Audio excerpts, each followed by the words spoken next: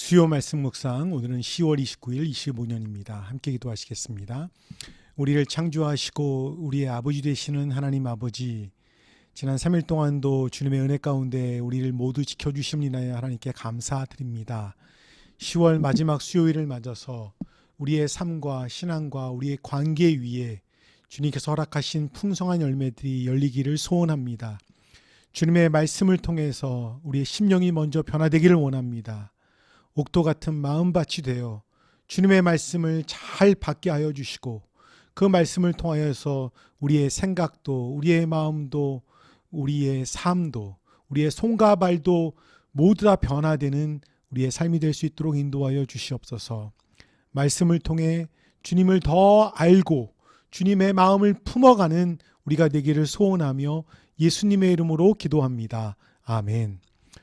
오늘 말씀은 느헤미야 4장 1절부터 9절까지의 말씀입니다. 함께 읽겠습니다.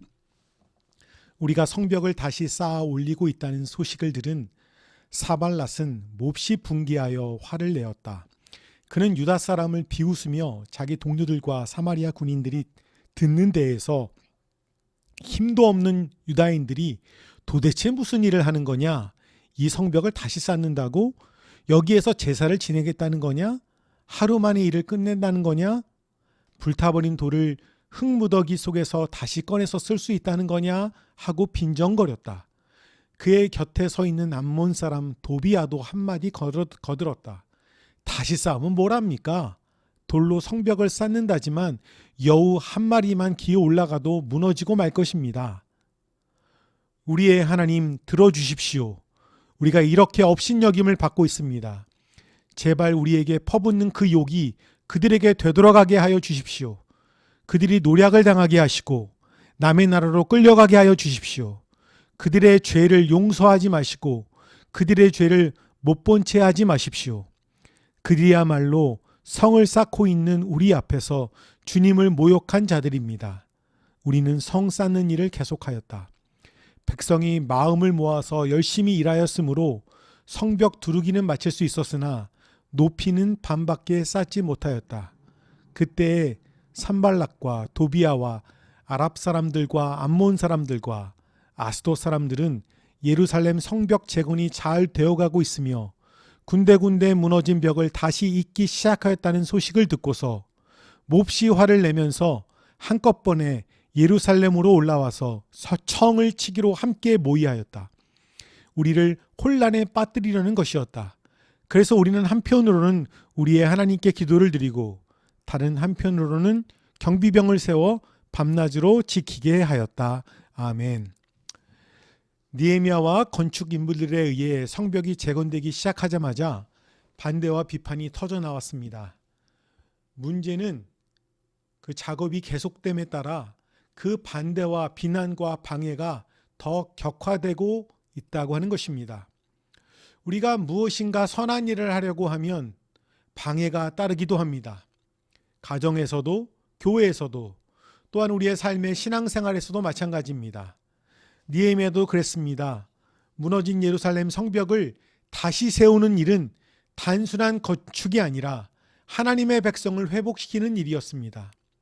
그런데 놀랍게도 가장 거룩한 일 가운데 가장 많은 조롱과 비난이 따랐습니다. 4장 1절은 이렇게 시작하지요. 산발락과 우리가 성을 건축한다는 말을 듣고 크게 분노하여 유다 사람들을 비웃었다고요. 산발락과 도비아는 주변의 세력가들이었고 이스라엘의 회복을 두려워했습니다. 그들은 말로, 조롱으로, 비난으로 느헤미야와 백성들의 마음을 꺾으려고 했습니다. 오늘 우리도 마찬가지입니다. 우리가 믿음으로 다시 일어나려고 할 때, 예배를 드리고 교회를 섬기고 철저한 신앙생활을 말할 때 그게 되겠어? 그 나이에 뭘 하시려고 하지? 사업이 바쁜지 몰라서 그래 라고 하는 세상의 말이 우리를 무너뜨리려 하고 있습니다. 1절부터 3절은 조롱의 본질이 무엇인지를 분별하라고 하는 말씀입니다. 산발랏은 백성들을 향해 이 미약한 유대인들이 무엇을 하려는가 하고 비웃었습니다. 도비아는 더 심하게 말합니다. 그들이 건축하는 돌담은 여우가 올라가도 무너진다라고 하는 것이 그들의 비난이었지요. 진실이 아니라 조롱으로 사람의 마음을 무너뜨립니다. 산발랏은 자기 주변의 다른 비판자들을 모으고 그들 마음속에 자신의 악한 생각을 심어주었습니다. 자신의 악한 마음을 다른 사람에게 지지받고 싶은 것이 우리 인간의 마음입니다. 현실의 어려움을 부각시켜서 믿음을 악화시키려고 하고 있습니다. 여기서 중요한 것은 느헤미야가 그들과 맞대응하지 않고 대신 기도로 나아가고 있다고 하는 것입니다. 우리의 하나님 들어주십시오. 우리가 이렇게 업신여김을 받고 있습니다. 비난 앞에서 가장 지혜로운 태도는 기도로 방향을 돌리는 것입니다. 사람과 싸우는 대신 하나님께 호소하는 것입니다. 이것이 느헤미야의 영적 힘이었습니다. 우리도 어떤 조롱과 반대와 비난이 있을 때 사람과 맞대응하기보다는 하나님께 그 문제를 가지고 나아가야 합니다. 6절은 느헤미야가 계속해서 임무를 수행하였다고 말하고 있습니다. 조롱이 있어도 일은 계속되고 있습니다. 백성이 마음을 모아서 열심히 일했다라고 나옵니다. 이런 사람들의 비난과 조롱은 우리의 마음과 생각을 분산시키고 불안정하게 만들어서 일에 집중하지 못하게 합니다. 하나님의 말씀이 읽어지지 않게 하고 기도가 되질 않습니다. 개인과 공동체가 점점 쇠약해지게 됩니다. 그것이 바로 사단이 원하는 모습입니다. 느헤미야는 이런 비난과 조롱 앞에서도 흔들리지 않았습니다. 사람들을 격려하고 힘을 북돋아 주었을 것입니다. 우리는 사람들의 비판 앞에서 이런 질문을 스스로 하는 것이 좋습니다.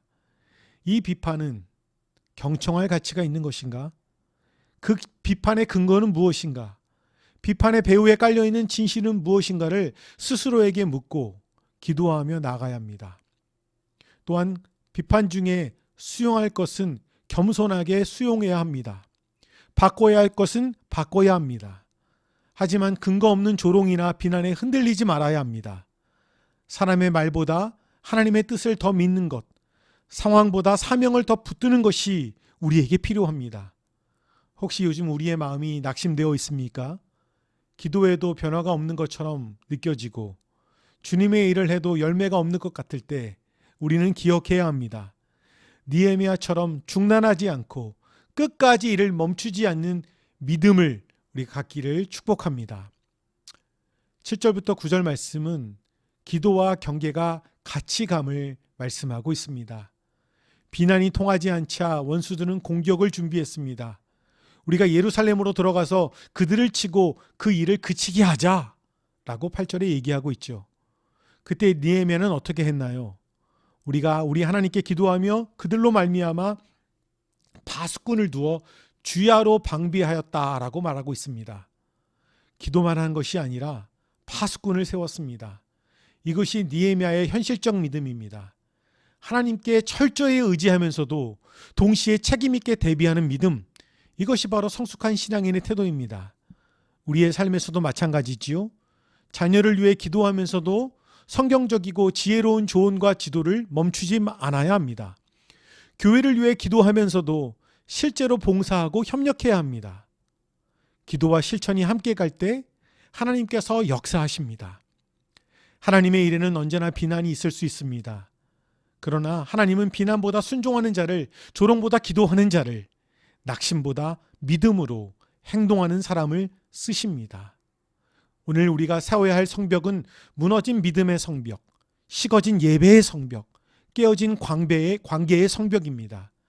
느헤미야처럼 기도로 버티고 경계로 대비하며 포기하지 않는 믿음으로 하나님 나라의 성벽을 매일매일 세워나가는 우리 모두가 되기를 주님의 이름으로 축복합니다. 함께 기도하시겠습니다. 사랑의 하나님, 겸손히 주를 섬길 때 괴로운 일이 많으나 구주여 내게 힘주사 잘 감당하게 하소서라고 하는 찬송의 가사처럼 우리가 주님을 섬길 때 지치지 않고 끝까지 충성하는 우리 모두 되도록 붙잡아 주시기를 간절히 기도합니다. 우리가 믿음으로 기도할 뿐만 아니라 우리가 할 수 있는 것들을 충성스럽게 감당할 수 있도록 우리에게 은혜 부어 주시옵소서. 무너진 믿음의 성벽, 식어진 예배의 성벽, 깨어진 관계의 성벽 등이 주님의 은혜로 세워지도록 역사하여 주시옵소서. 나머지 3일간도 성령 충만하여 주님의 기쁨이 되기를 소원하며 예수님의 이름으로 기도합니다. 아멘.